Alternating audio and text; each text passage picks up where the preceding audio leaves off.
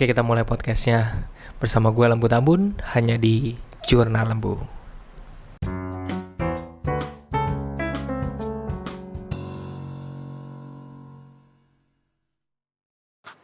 Ada sharing dari Kakak Dini. Selamat malam Kakak Dini. Aku bacain langsung ya. Aku mau belajar investasi dong Kak. Aku udah mulai investasi di peluang dan ajaib, tapi masih belum mengerti sama saham-saham mana aja yang harus dibeli. Mau coba di IPOT dan lain-lain, tapi belum paham juga cara gunainnya. Oke, kita lanjut ya. Kalau mau belajar harus daftar dulu ya Kak. Iya, oke, kita lanjut. Ceritanya, terus aku tanya, bisa cerita dikit nggak kenapa tertarik mau belajar investasi? Lalu Kak Dini nulis, menurut aku investasi sedari dini itu penting banget sih Kak. Karena aku juga nggak mau jadi impulsif. Jadi uangnya lebih baik aku tabung atau diinvestasiin buat beli rumah, bikin usaha, mungkin juga pengen investasi di beberapa usaha yang bisa autopilot terus buat nyiapin hal-hal terduga juga. Tapi aku sampai sekarang beli saham itu masih kayak ngerang-beraba gitu Kak. Belum bisa nganalisis sendiri, makanya aku pengen belajar gimana caranya ngelihat market yang baik dan benar. Sekarang aku juga nggak cuman invest di satu instrumen aja, aku coba di emas salah satunya. Tabungan ada, tapi aku lebih tertarik buat simpennya di saham Kak. Apakah tabungan terkunci di rekening juga perlu Kak? Ya, gitu. Lalu aku memang pengen nyimpen di saham sih Kak. Terus aku tanya kan, keuanganmu aman gak? Lalu dijawab, aman Kak, karena masih tinggal sama ortu, jadinya uang yang kupunya emang bener-bener dipakai buat pribadi.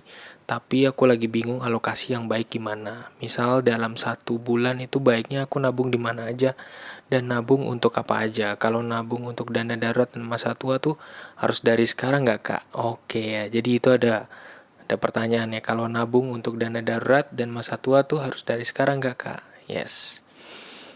Oh iya, kebetulan aku part time Kak di usaha ortu sih. Jadi alhamdulillah sekarang ada uang gaji, jadi aku pengen lebih pinter aja ngaturnya. Wih, mantap. Oke Kak Dini, aku coba jawab ya pelan-pelan.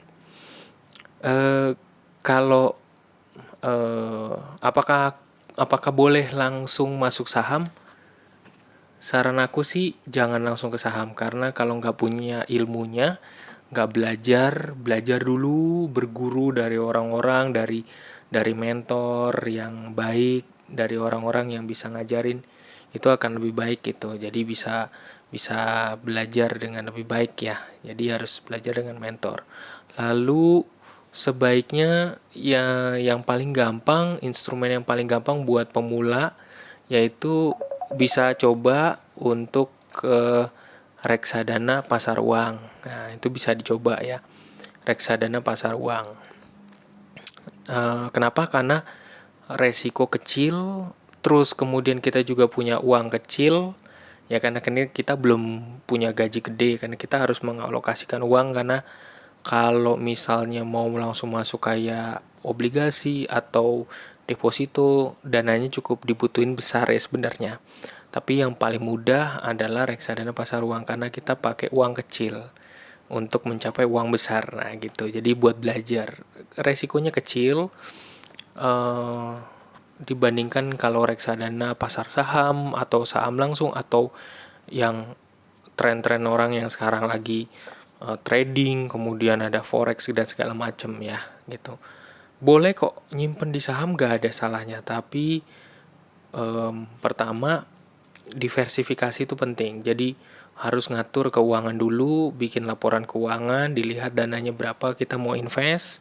Kemudian habis itu saranku ya yang paling ringan dulu, belajar yang paling ringan. Nyoba-nyoba nggak apa-apa, tapi yang paling ringan adalah reksadana pasar uang. Jadi biar terbiasa dulu, ya biar terbiasa dulu reksadana pasar uang.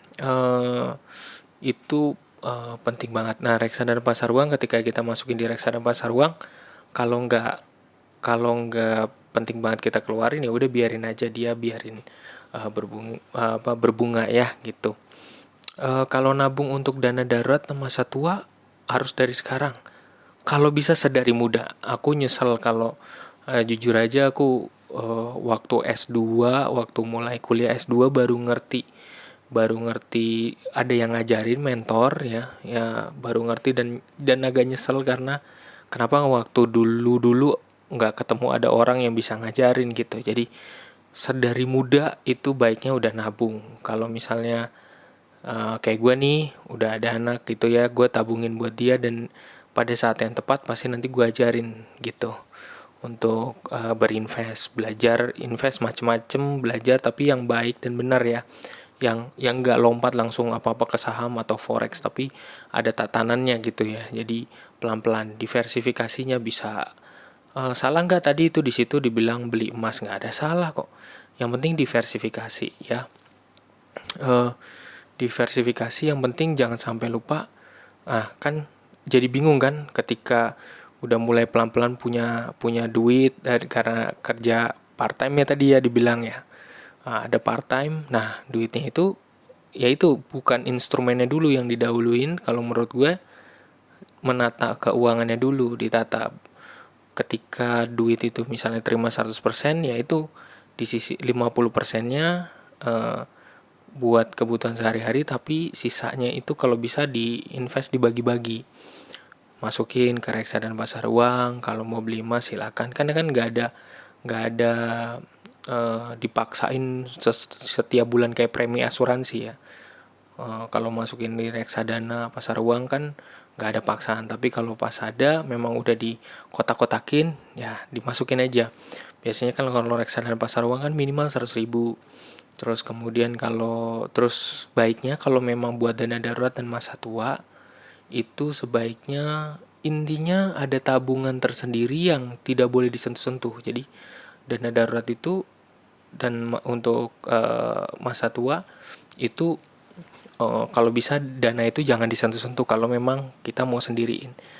Silakan tanya atau konsultasi ke mentor-mentor atau belajarlah banyak dari orang-orang terdekat kita. Jangan langsung terburu-buru, jangan tergesa-gesa, tapi belajarlah dari banyak orang di sekitar kita yang memang patut jadi mentor gitu ya. Itu penting banget. Nah, jadi dengan begitu nanti kita bisa pandai menata keuangan kita. Gaji bagus memang dari sekarang. Gajinya dari 1 juta juga nggak masalah. Karena masih bareng sama orang tua ya.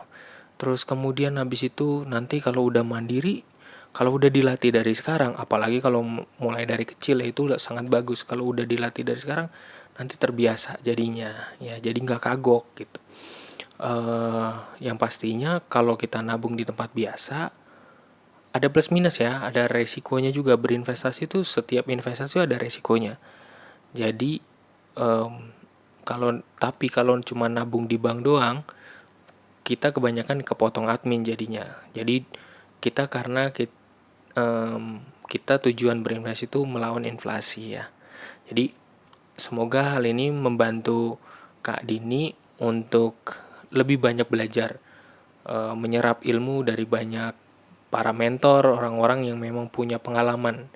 Jangan takut untuk belajar, jangan takut untuk buka YouTube, untuk dengerin di Spotify, insight-insight tentang keuangan. Karena semakin Kak Dini banyak belajar menata keuangan, jadi nanti juga lebih siap nanti kalau untuk di masa tuanya. Aku pribadi ya, pakai aku nih, ya. Gue pribadi nyesel aja baru kenalnya usia berapa ya? Usia mungkin waktu pas mulai S2 baru ngerti gitu, ketika duitnya udah mulai gila ya, gue masih ada utang dan segala macem, nggak tertata dengan baik sejak dulu gitu. Walaupun sering juga bikin laporan keuangan ya, tapi ternyata nggak cukup. Hanya setelah menata itu nggak cukup, tapi kita harus tahu instrumen-instrumennya yang lain gitu untuk kita berinvest ya. Semoga membantu ya Kak Dini. Nanti kalau kita ada kesempatan kita ketemu baru boleh tanya banyak hal dari bahan yang kita bahas ini ya. Sebaiknya ada satu pengalaman di mana selagi muda kalau memang kita nggak perlu buang-buang duitnya, ya udah diinvest aja uangnya. Kan Kak Dini udah aku ajarin juga caranya. Jadi kita nggak perlu buang-buang duit di masa muda kita. Kalau selagi produktif, kita udah bisa ngasilin duit sendiri, ditabungin aja gitu, ditabung dan diinvest kalau bisa gitu. Dan jangan pernah hanya di satu tempat, diversifikasi di beberapa tempat yang bisa dikontrol, bisa dilihat keuntungannya, bisa kelihatan hasilnya, dan bisa ditarik ya gitu. Ya, itu paling penting. Thank you ya udah semoga podcast ini membantu Kak Dini untuk maju lagi untuk mengembangkan literasi finansial. Thank you Kak Dini, selamat malam, thank you.